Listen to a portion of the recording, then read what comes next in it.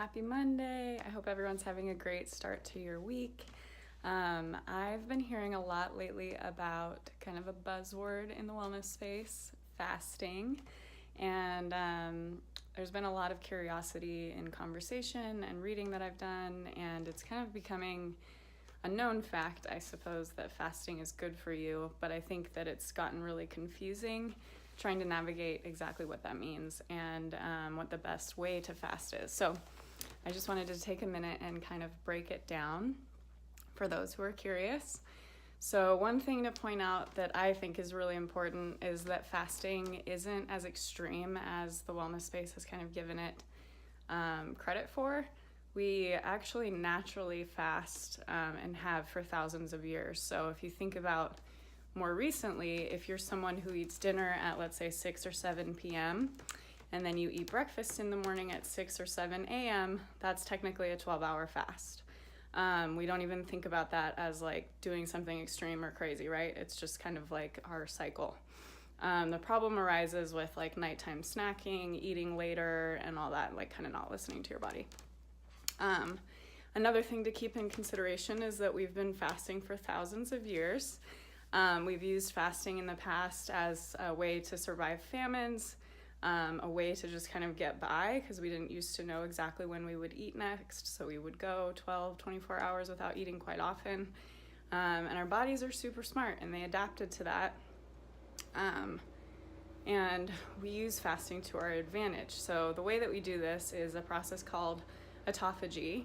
And it's essentially like a pre-starvation mode. So your cells start to use all of your kind of like buildup from the food that you eat and do like a cleaning process. So when you force your body into this autophagy state, it's actually really, really good for your cells. It gives you kind of a reset. It lets your body rest. And then it also, they're finding, is literally rejuvenating cells and killing off bacteria, killing off diseases, killing off viruses. It's kind of like our built-in cleaning system.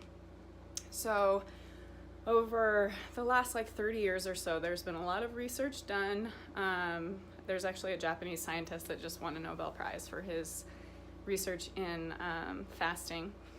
And what they've found is that this safe period to do fast for are 12 to 24 hours. So anything longer than that, you definitely want to have a doctor either, watching your actions or kind of approving it.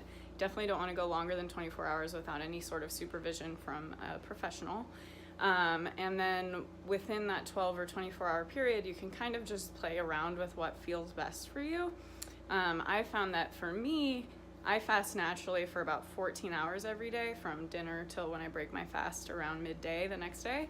And that's like without getting lightheaded. I don't feel exhausted. I don't feel like have a headache or anything. And if I do get hungry before that period to a point where I like have symptoms of needing to eat, I break fast earlier. So it definitely doesn't need to be something that you do the same way every single day. I think that's really important to consider.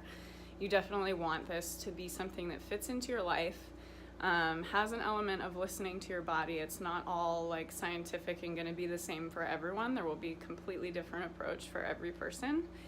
And then just keeping in mind that anything longer than 24 hours can be quite dangerous. So you definitely want to get the advice of a professional at that point. I hope this helped, and feel free to message me if you have any questions. I would love to chat. I think fasting is super fascinating and it can benefit anyone